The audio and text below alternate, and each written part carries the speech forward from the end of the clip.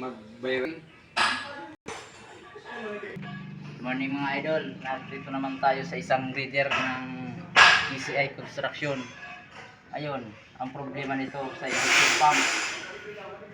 Dito sa kakabitan ng engine stop, meron siyang leak. Nagli-leak siya mga idol, oh, ayan. Ngayon, papalitan natin niya ng oil seal. Babaklasin na naman natin ito. Kasi ayan, marami na siyang leak, marami ng tagas. Ngayon, yan ang ayusin natin yan mga idol. Ito ay isang breeder na luma na rin, kaluma na yung breeder. Ayan mga idol, dito tayo ngayon sa problema ng makina, yung leak sa injection pump. Babaklasin natin to mga idol.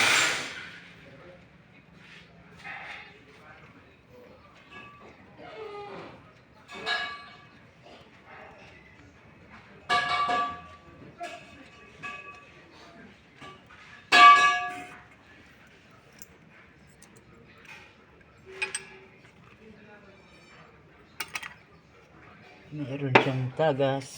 Tumagas yan mga idol dito sa isang maliit na oil seal.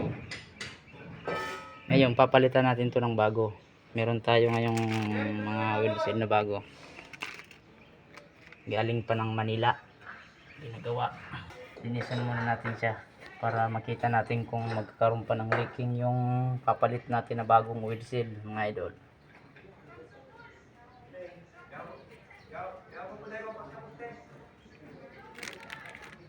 Tingnan natin yung pyesa kung magkapareha sila.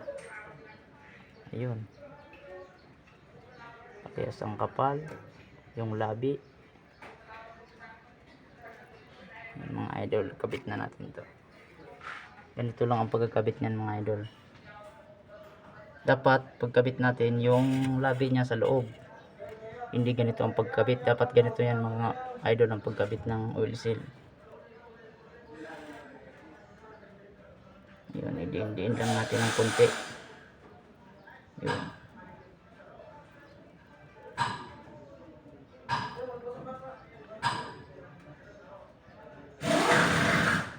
Ganyan lang yan mga idol ang pagkabit niya mga idol.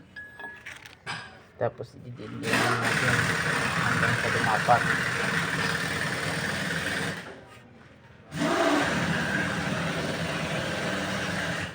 Ngayon, para sigurado, lalagyan na natin ang sealant.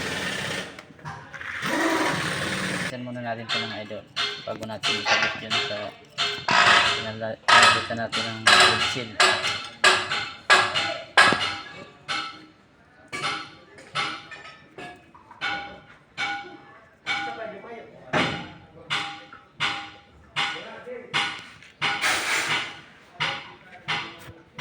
Paggamit yan mga idol, tatapat lang natin po yan. May guide naman yan mga idol, kaya madali lang. Ayan, balik natin to.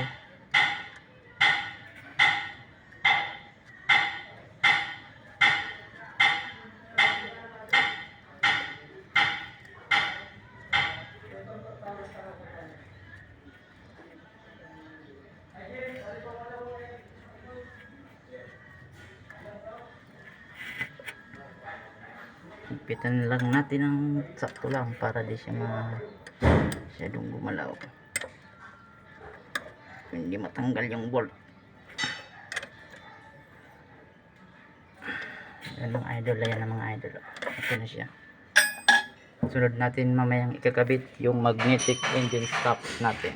Salamat mga idol, paki-follow and share na lang ng ating video. Salamat.